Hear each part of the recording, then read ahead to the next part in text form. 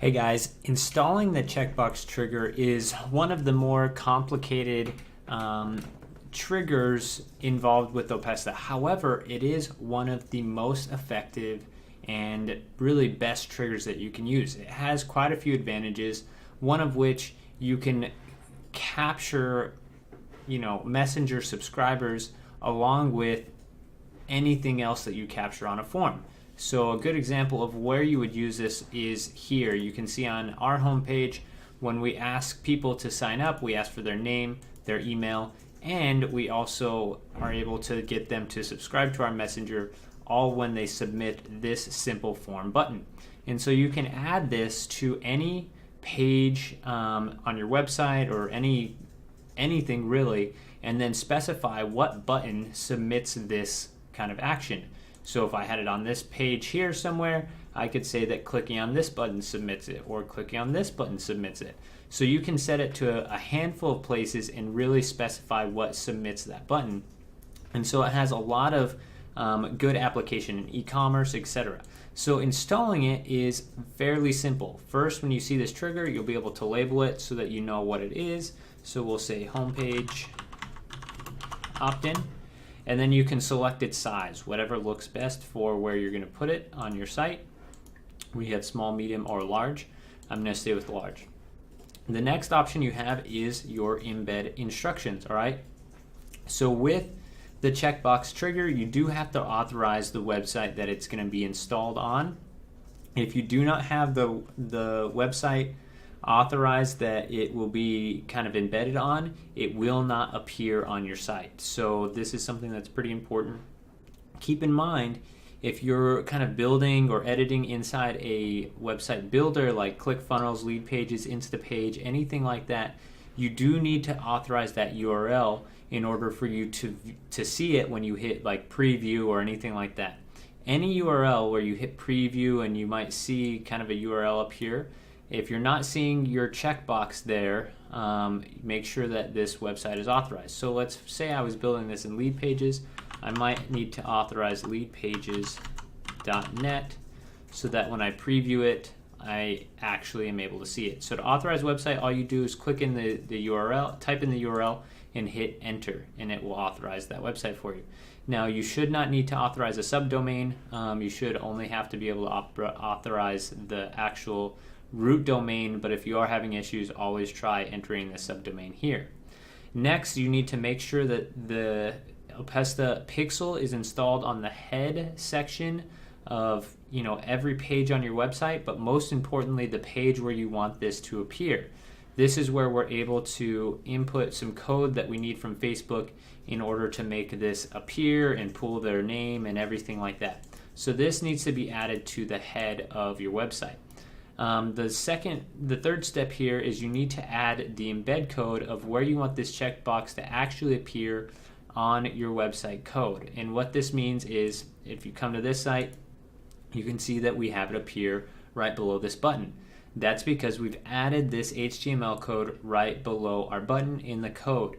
Now, every website's a little different. If you're using ClickFunnels, it's different. Lead Pages, it's different. Instapage, it's different. If you're using WordPress, it's a little different. So in our FAQs, there are dedicated tutorials on how to do this in each one of those builders. Feel free to go to the FAQ and search kind of that, whatever builder you're using, if you need advanced instruction on that. The last thing you need to do is you need to specify what button will submit your checkbox trigger, all right? So for example, there's 2 buttons on this page and then a third here. So I don't want it to submit our messenger opt-in when they hit request early access here or hit beta login. I only want this to submit when they click this form submission button. All right, so there's a few ways you can do that. The first way is you can use this code to create that button. And so I would be able to then enter this code in. This will generate a button. And then I could use CSS or anything like that to style it in any way that I want. And this ID can be changed to anything that you want in order to help you identify that button and use some styling on it through CSS that maybe your web developer does.